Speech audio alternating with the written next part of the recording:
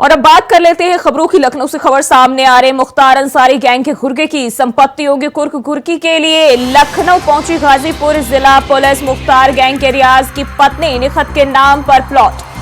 फैजुल्लाहगंज के रहीम नगर में संपत्ति की कुर्की की कार्रवाई की जाएगी। गैंगस्टर एक्ट के तहत ये कार्रवाई की जाएगी। गाजीपुर पुलिस जो है पहुंच चुकी है और मुख्तार अंसारी गैंग के गुर्गे की संपत्ति की कुर्की की कार्रवाई।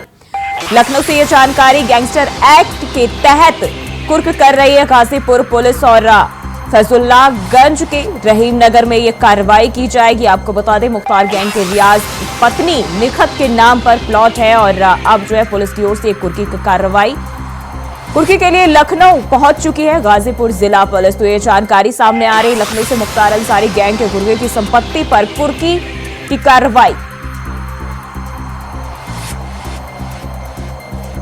तो लखनऊ से ये जानकारी मुख्तार अंसारी गैंग की गुर्गे की संपत्ति कुर्क होगी और इसके लिए जो गाजीपुर जिला पुलिस है वो लखनऊ पहुंच चुकी है, आपको बता दें। और मुख्तार गैंग के रियाज नाम के गुर्गे की जो पत्नी है निखत, उनके नाम पर ये प्लॉट है और ऐसे में ये कार्रवाई देखी जा रही है पुलिस की ओर से। और इसी खबर पर ज्यादा जानकारी के साथ मोहम्मद आसिफ हमारे संवाददाता लखनऊ से हमारे साथ जुड़ गए हैं। आसिफ, जिस तरीके से देखिए एक बार फिर पुलिस जो है सख्त मोड पर नजर आ रही मुख्तार अंसारी को लेकर, एक और गुर्गे की संपत्ति कुर्क होने की खबर सामने आ रही है। जी बिल्कुल, जिस तरह से योगी सरकार लगातार गुंडा माफियाओं के खिलाफ एक्शन जारी रखे हुई है, इससे कहीं न कहीं कानून व्यवस्था पर भी फर्क पड़ रहा है। वहीं अगर बात करें मुख्तार अंसारी गैंग की, तो मुख्तार अंसारी गैंग की योगी सरकार ने पूरी तरह से कमर तोड़ दी है।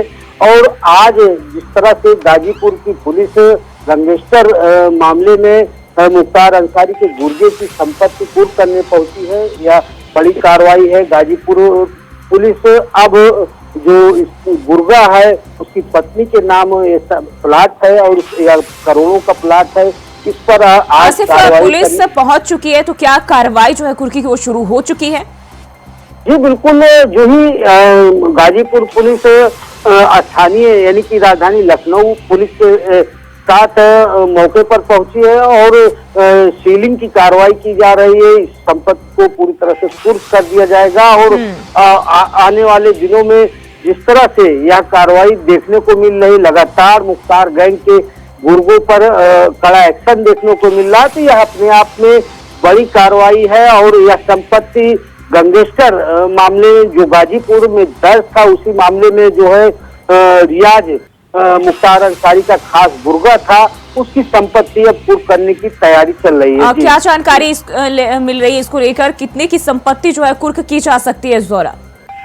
देखिए, जिस तरह से संपत्ति जो अकूत कमाई थी, जो गैंग बनाकर वसूली की गई थी मुख्तार गैंग के गुर्गे की तरफ से, उसकी जो बेनामी संपत्तियां उसकी भी तलाश की जा रही है। हालांकि यह संपत्ति राजधानी लखनऊ की जो संपत्ति है उसकी पत्नी निखत के नाम से दर्ज है और यह करोड़ों की संपत्ति मानी जा रही है। और पुलिस यह भी अब पता लगाने में जुटी हुई है कि मुख्तार के गुर्गे ने और कहां संपत्तियां जो है बनाई है, अर्जित की है काली कमाई के जरिए, उसका भी पूरी तरह से पता लगाया जा रहा है। हालांकि राजधानी लखनऊ और गाजीपुर थाने की पुलिस अब पूरी तरह से कुर्क करने की तैयारी में जुट गई है, आगे की कार्रवाई भी चल रही है। जी जी आसिफ, अगर हम बात करें जो जिनके नाम पर संपत्ति है निखत, उनकी ओर से क्या प्रतिक्रिया सामने आ रही? साथ ही साथ क्या एक ही जगह ये कुर्की की कार्रवाई होगी या अन्य भी जगह है जहां ये कार्रवाई देखने को मिल सकती है?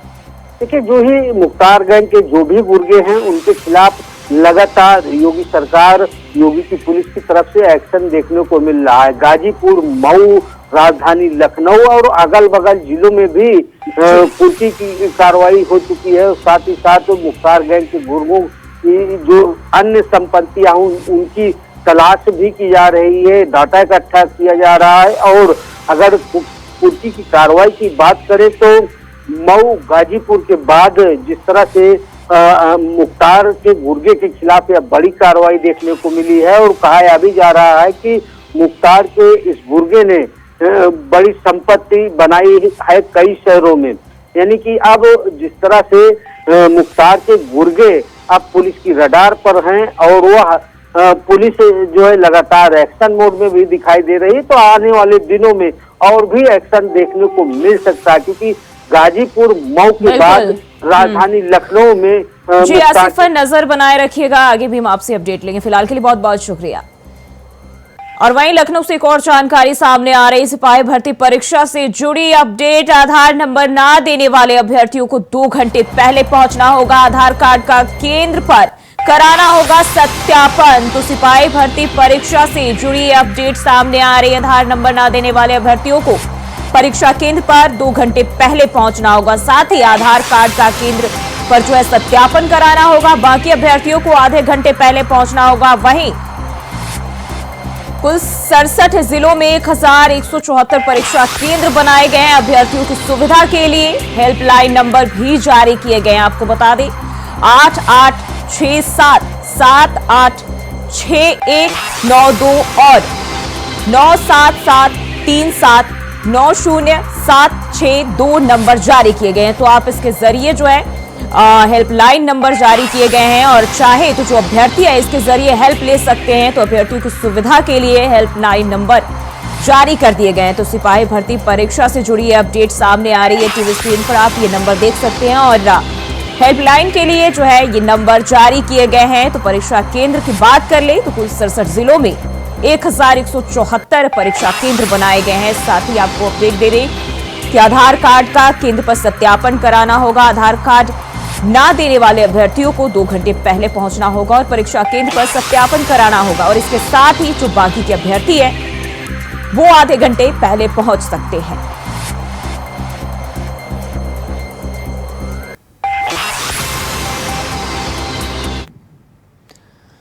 और बढ़ते हैं आगे। झारखंड के पूर्व मुख्यमंत्री चंपई सोरेन के भाजपा में शामिल होने की अटकलों पर सियासत हाई है और अब इसको लेकर पूर्व भाजपा प्रदेश अध्यक्ष दीपक प्रकाश ने कहा कि मैंने यह बात सिर्फ खबरों में सुनी है, प्रामाणिक जानकारी नहीं है। चंपई सोरेन एक अच्छे मुख्यमंत्री के तौर पर झारखंड की सेवा कर रहे थे।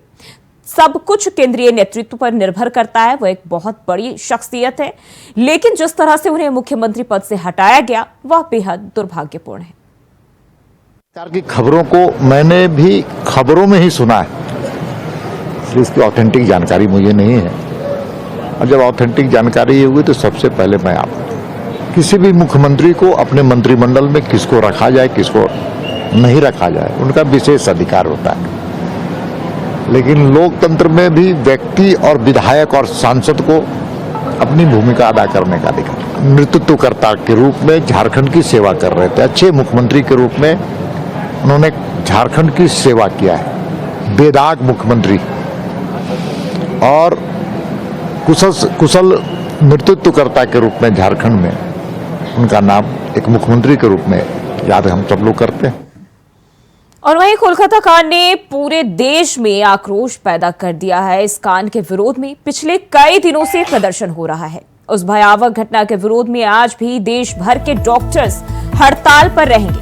सरकारी और निजी अस्पतालों में ओपीडी की सेवाएं बंद रहेगी, लेकिन इमरजेंसी सर्विस जो है वो जारी रहेगी। उधर इंडियन फिजियोथेरेपिस्ट एसोसिएशन ने भी आईएमए को समर्थन दिया है और इस कांड के विरोध में कल भी बंगाल से लेकर दिल्ली तक विरोध प्रदर्शन किया गया था। कोलकाता रेप मर्डर केस में सीबीआई को पूर्व प्रिंसिपल संदीप घोष के बारे में कुछ अहम जानकारी भी मिली है।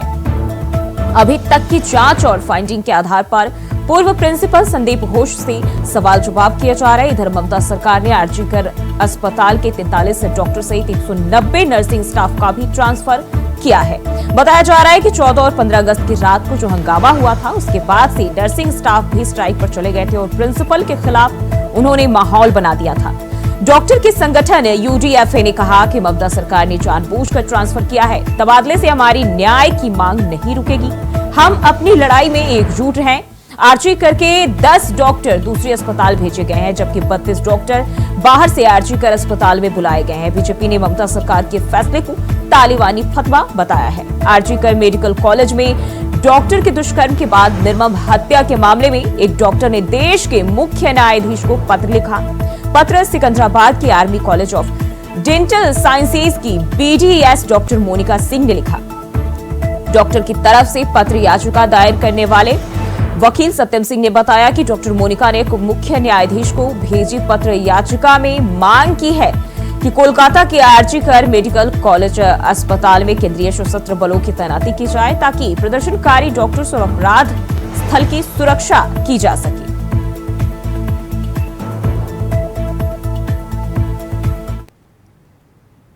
और फिलहाल रुकते हैं एक छोटे से ब्रेक के लिए, फौरन हाजिर होते हैं।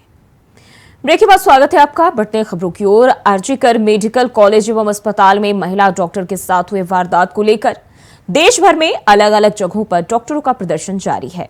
यहां हम आपको 3 तस्वीरें दिखाने जा रहे हैं जो अहमदाबाद के जेजी कॉलेज ऑफ फिजियोथेरेपी के डॉक्टरों ने प्रदर्शन किया, और दूसरी तस्वीर तमिलनाडु के राजीव गांधी सरकारी जनरल अस्पताल और मद्रास मेडिकल कॉलेज के रेजिडेंट डॉक्टर्स एसोसिएशन ने विरोध जताया है। वहीं अगर तीसरी तस्वीर की बात करें तो पटना इंडियन मेडिकल एसोसिएशन ने घटना के खिलाफ विरोध प्रदर्शन किया। तो ये 3 अलग अलग तस्वीरें आप देख सकते हैं। जिस तरीके से बंगाल में जो जूनियर डॉक्टर के साथ वारदात हुआ उसको लेकर ही विरोध प्रदर्शन जो है अलग अलग हिस्सों में देखे जा रहे हैं। लगातार देश भर के अलग अलग हिस्सों में इस तरह के जो प्रदर्शन है वो सामने आ रहे हैं।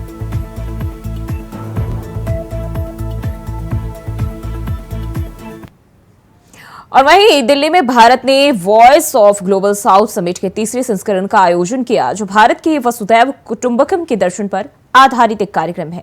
विदेश मंत्रालय ने इस सप्ताह की शुरुआत में एक बयान में कहा कि यह शिखर सम्मेलन प्रधानमंत्री नरेंद्र मोदी के सबका साथ, सबका विकास, सबका विश्वास और सबका प्रयास के दृष्टिकोण पर विस्तार है। वहीं इस दौरान पीएम ने अपना संबोधन भी दिया। कहा, भारत ग्लोबल साउथ के सभी देशों के साथ अपने अनुभव और क्षमताएं साझा करने के लिए प्रतिबद्ध है। और क्या कुछ कहा, चलिए आपको सुनाते हैं। सीखें, अपनी क्षमताओं को साझा करें, मिलकर अपने संकल्पों को सिद्धि तक लेकर के जाएं, मिलकर 2/3 मानवता को मान्यता दिलाएं और भारत ग्लोबल साउथ के सभी देशों के साथ अपने अनुभव, अपनी क्षमताएं साझा करने के लिए प्रतिबद्ध है। हम आपसी व्यापार, समावेशी विकास, सस्टेनेबल डेवलपमेंट गोल्स की प्रगति और विमेन लेड डेवलपमेंट को बढ़ावा देना चाहते हैं। इस वर्षों में इंफ्रास्ट्रक्चर, डिजिटल और एनर्जी कनेक्टिविटी से हमारे आपसी सहयोग को बढ़ावा मिला है। मिशन लाइफ के अंतर्गत हम न केवल भारत में बल्कि पार्टनर देशों में भी रूफटॉप सोलर और रिन्यूएबल पावर जनरेशन को प्राथमिकता दे रहे हैं।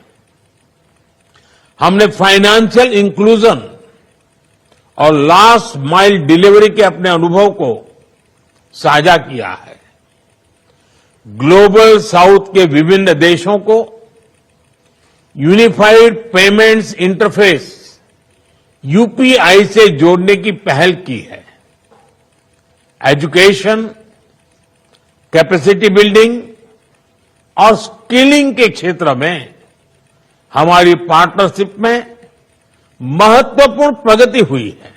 पिछले वर्ष global south young development forum की भी शुरुआत की गई और दक्षिण यानी ग्लोबल साउथ एक्सेलेंस सेंटर हमारे बीच कैपेसिटी बिल्डिंग, स्किलिंग और नॉलेज शेयरिंग पर काम कर रहा है। फ्रेंड्स, समावेशी विकास में डिजिटल पब्लिक इंफ्रास्ट्रक्चर यानी डीपीआई का योगदान किसी क्रांति से कम नहीं है। हमारी G20 अध्यक्षता में बना ग्लोबल डीपीआई रिपोजिटरी डीपीआई पर अब तक का पहला मल्टीलेटरल कॉन्सेंसस था। हमें खुशी है कि ग्लोबल साउथ के 12 पार्टनर्स के साथ इंडिया स्टैक साझा करने संबंधित समझौते हो चुके हैं। ग्लोबल साउथ में डीपीआई में तेजी लाने के लिए हमने सोशल इम्पैक्ट फंड बनाया है।